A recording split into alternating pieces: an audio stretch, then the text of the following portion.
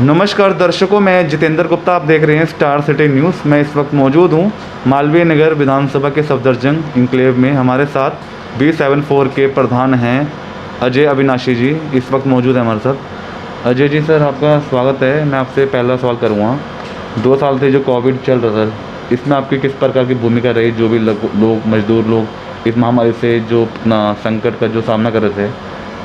देखिए, हम 2 साल से तो अपनी तरफ से तो पूरा प्रयास हर कोई करता है, हमने भी कोशिश करी।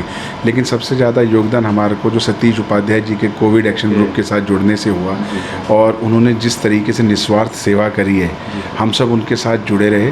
और उनसे जुड़ने की वजह से जो भी हम कर सके, क्योंकि मैं खुद इस बार तो मैं खुद पॉजिटिव हो गया था और बहुत पीक टाइम पे पॉजिटिव हुआ था, तो महीना 1.5 महीना में घर से ही जो कर सकता था वो किया।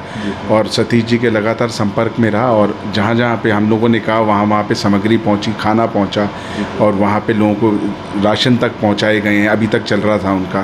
तो हम बहुत बड़ा दिल से थैंक्स करता हूँ कि सतीश जी ने अपने ग्रुप में हमें साथ में जोड़ा, और उनके संपर्क में रह के हम काफ़ी कुछ कर पाए। तो सेवा आपकी चल रही थी किन किन क्षेत्रों में चल रही थी? हाँ, अपने आसपास भी चल रही थी, दिल्ली से बाहर भी उन्होंने सेवा करी है, और राशन जो है दिल्ली से बाहर भी भेजा, उत्तरांचल में भेजा है। उसके अलावा उन्होंने यूपी में कुछ शहरों में भेजा उधर। तो बहुत जगह सतीश जी की सेवा चल, उनके साथ मिलके हमारी सेवा। कितनी टीम है सर इसमें आपकी? इसमें कम से कम भी नहीं तो 40-50 लोग हैं साथ में, लोग थे, और भी जुड़ते जा रहे थे साथ में, जो कि पूरे तन मन धन के साथ जुड़े हुए थे। सर, माननीय प्रधानमंत्री जी द्वारा मुफ्त वैक्सीनेशन दी जा रही है सर, इसको लेके भी आप लोगों में जागरूकता कर रहे हैं? नहीं, ये जागरूकता वैसे तो अपने आप में भी आती जा रही है। अब आप देखिए कि 81 लाख लोगों ने एक दिन में वैक्सीन लगाई है, तो पूरा वर्ल्ड रिकॉर्ड तोड़ा है वहाँ पे। और प्रधानमंत्री जी की आप चाहे कोई आलोचना करना चाहे करें, लेकिन जितनी देखा जाए भूमिका रही, वो बहुत बड़ी भूमिका रही कि पूरे इंडिया में ऑक्सीजन सप्लाई करना, और किस तरह सप्लाई करना, बाहर से लेना, इधर से लेना, और सब जगह से लेके पहुंचाना। मैं मुख्यतः प्रधानमंत्री जी का वाकई में बहुत बड़ा प्रशंसक हूं, और मैं मानता हूं कि उन्होंने जिस तरह से काम किया है, वो काम जो है दिखता कितना है कितना नहीं दिखता मुझे मालूम नहीं, लेकिन वाकई बहुत अच्छा काम किया। अच्छा अविनाश जी, जैसे कि आप देख रहे हो कि पूरे देश भर में वैक्सीनेशन लग रही है, और एक तरफ पूरे देश भर में दोबारा केसेस बढ़ रहे हैं। आज के आपने देखा है 48,000 केस हुए हैं। देखिए, ऐसा है कि बड़ा कठिन होता है कि हर समय लॉकडाउन को रखना, क्योंकि इकॉनमी बैठ जाती है, लोगों के काम रोज़गार सब ख़त्म हो जाते हैं।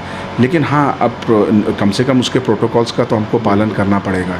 अगर उसके प्रोटोकॉल्स का पालन नहीं करेंगे तो पहले भी हम लोगों ने बहुत उसको सहा है, और ख़ासकर ये जो सेकेंड वेव आई है, ये तो एक तरह से बहुत ही ख़तरनाक वेव थी, बहुत आतंकित वेव थी। इसने इतना नुकसान पहुँचाया है, कितने बच्चे यतीम हो गए, कितने लोगों के घर उजड़ गए हैं इसके अंदर, जिसकी उम्मीद, जिसकी कल्पना कोई कर भी नहीं सकता।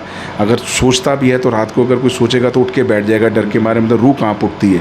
तो इसको देखते हुए हम लोगों को तीसरी वेव के लिए तो सतर्क रहना पड़ेगा और प्रिपेयर्ड भी रहना पड़ेगा। सर, मगर इसमें चिंताजनक माहौल बना पड़ा है। एक तरफ व्यापार भी देखने हैं, इकोनॉमिक भी, और दिल्ली में जो लॉकडाउन खोल दिए गए हैं, कैसा लगता है आने वाला समय, फ्यूचर कैसा रहेगा सर? देखिए, ऐसा है कि मैं ये तो कहूँगा कि लॉकडाउन तो धीरे धीरे हर जगह खोलना पड़ेगा, लेकिन उसके प्रोटोकॉल्स का सख्ती से पालन हो, इसका भी एक ध्यान रखना पड़ेगा।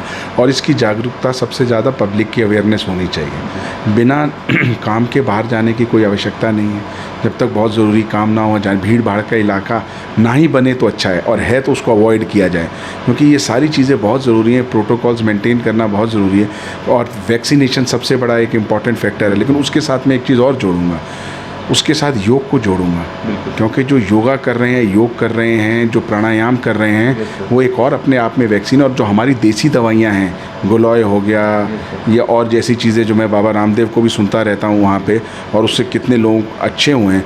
मैं समझता हूँ कि अगर एलोपैथिक और आयुर्वेदिक मिल के काम करते तो शायद हम और ज़िंदगियाँ बचा सकते थे।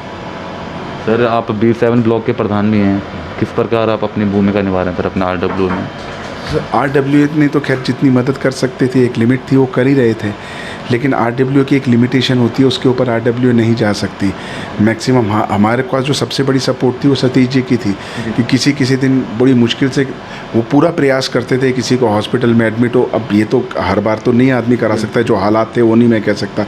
ऑक्सीजन सप्लाई हो, ऑक्सीजन कंसनट्रेटर्स जितने प्रोवाइड कर सकें, और बल्कि उन्होंने जो कोविड कैंप्स लगे थे उसके अंदर भी उन लोगों ने ये सप्लाई किए, बाद में उन्होंने जहाँ तक भेज सकते थे भेजे हैं। तो अपनी तरफ से तो पूरा प्रयास RWS का था, और RWS के साथ हमारा सतीश जी का योगदान बहुत बड़ा योगदान था हमारे साथ। अच्छा अजय जी, इसके अलावा आप जैसे कि सफदरजंग क्लब से जुड़े हुए हैं आप, जी, सेक्रेटरी हूँ। सेक्रेटरी पद पे हैं आप, जी। क्या क्या आप इसके अलावा आप क्या वर्क कर रहे हैं? ऐसा क्लब तो हमारा बंद ही था वहाँ पे उस समय, लेकिन राशन की किट्स वगैरह जो थी सतीश जी के यहाँ से भी आई, तो हम लोग जहाँ जहाँ डिस्ट्रीब्यूट कर सकते थे हमने किया।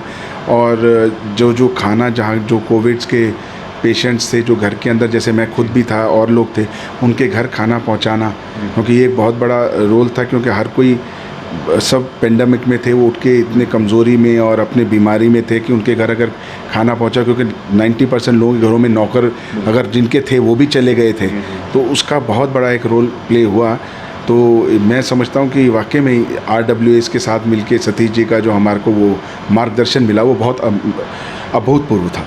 अच्छा अजय जी, आप लास्ट में और क्या जनता में कुछ अपील देना चाहते हैं? अभी महामारी गई नहीं है, तो लोगों को आप अवेयरनेस करने के लिए कुछ कहना चाहिए? देखिए, जो भी प्रोटोकॉल्स हैं उसका तो कड़ाई से पालन करें, क्योंकि हमारे पास अब कोई और विकल्प नहीं है, कोई रास्ता नहीं है।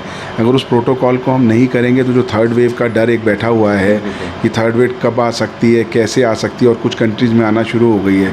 और मैं समझता हूँ कि इसके अंदर सेंटर का रोल, खासकर मोदी जी का रोल, अगर कोई ऐसी वेव आती है तो मोदी जी को पूरा कंट्रोल अपने हाथ में लेना चाहिए, क्योंकि जो पहले फर्स्ट राउंड में उन्होंने कंट्रोल अपने हाथ में लिया था उसका रिज़ल्ट काफ़ी अच्छा था। और ये जो इस बार स्टेट्स ने लेट लॉकडाउन लगाए, उसकी हमें क्षति बहुत भुगतनी पड़ी। सर डेल्टा प्लस भी कोई बीमारी नया रूप ले रही है? हाँ, सुनने में तो आ ही रहा है, डेल्टा प्लस आ रही है। 40 केस भी आए हैं। 40-50 केस आ चुके हैं, और क्योंकि इसका तो बहुत ध्यान मतलब सतर्क रहना पड़ेगा, क्योंकि एकदम 40 से 40,000, 40,000 से 40 लाख बनने में देर नहीं लगाते। तो इसलिए इसका बहुत ही एक ध्यानपूर्वक, एक सतर्कतापूर्वक प्रशासन तो करेगा, ऐसा करेगा, लेकिन पब्लिक को, हम लोगों को भी अवेयर, उससे ज़्यादा हमें अवेयरनेस चाहिए। और मैं जो समझता हूँ, जो मैं आपके माध्यम से कहना चाहता हूँ, पता नहीं कितने लोग इसमें कह पा रहे हैं कि नहीं, हमें योग का बहुत बड़ा योगदान रहेगा इसके अंदर। योगा, प्राणायाम और वो जो हमारी देसी दवाइयाँ हैं, ये सारी दवाइयाँ, जैसे कोरोनिल थी, मेरी वाइफ ने खाई थी, मैंने भी थोड़ा सा खाई थी, तो जो आफ्टर इफ़ेक्ट्स आने वाले थे काफ़ी हद तक रुके थे मेरे। तो मैं ये अपील करता हूँ कि हमारी आयुर्वेद, हमारा योगा, हमारी जो भी प्राणायाम पद्धतियाँ पुरानी हैं, इसका भी अच्छे से पालन करें और अभी से पालन करें। क्योंकि मैंने अभी क्लब के अंदर भी हमने कहा है कि यहाँ पे गुलोए, तुलसी, अश्वगंधा और ये एलोवेरा और इस तरह की चीज़ें यहाँ पे उगाई जाएं। यही बात मैंने अपने B7 ब्लॉक पार्क में भी हम प्रयास कर रहे हैं, वहाँ पे भी उगाएं। हमारा माली लगे हुए हैं वहाँ पे, ताकि अगर लोगों को ज़रूरत पड़े कि हमें फ्रेश चाहिए और ऑर्गेनिक चाहिए बिना किसी मिलावट के, तो यहाँ से ले सकते हैं। तो मतलब मैं कोशिश कर रहा हूँ कि ये सारी चीज़ें भी हम उगा सकें और ज़्यादा से ज़्यादा लोगों तक पहुँचा सकें। धन्यवाद आपका अजय अविनाशी जी आपका। तो ये हमारी थी बात अजय अविनाशी जी से, स्टार सिटी के साथ। मैं जितेंद्र गुप्ता।